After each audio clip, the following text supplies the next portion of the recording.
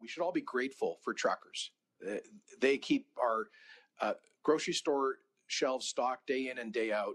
They have, while a lot of people were sheltering at home over much of the past 2 years, they were out there on the roads in good weather and bad, keeping us and our whole society and economy rolling.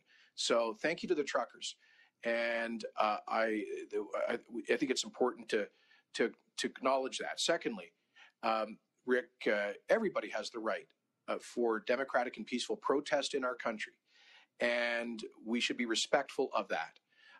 I agree with those who are protesting the, I think, pointless quarantine rule being applied to cross-border truckers. That's why I'm going to Washington, D.C. today to raise this with top American leaders. And I do hope that those organizing the convoy do everything they can to make sure that it's safe. I hope that they disassociate themselves with anybody in the convoy who might have extreme or hateful views. But I acknowledge that, in any big social movement, there are going to be some people with fringe views.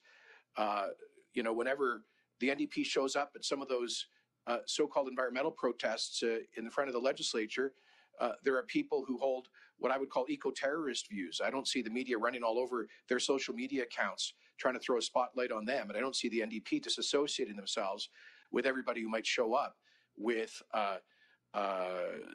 extreme views at a protest. Now, Rick, one thing that really concerns me is the divisive comments of Justin Trudeau, where he said, he characterized all of the thousands of people involved in this as, he said we should not tolerate them.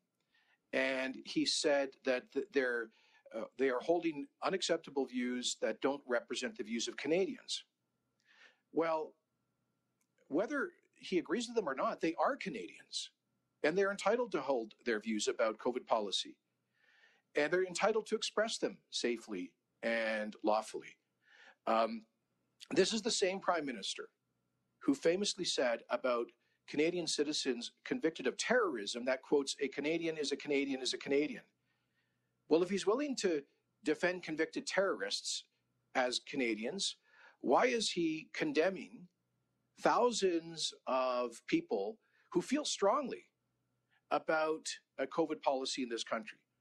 I think the Prime Minister's job is to unite Canadians, not divide them. I think his divisive approach to this makes the situation a whole lot worse, as does his quarantine policy on cross-border truckers, which is forcing up food prices and making life even more difficult.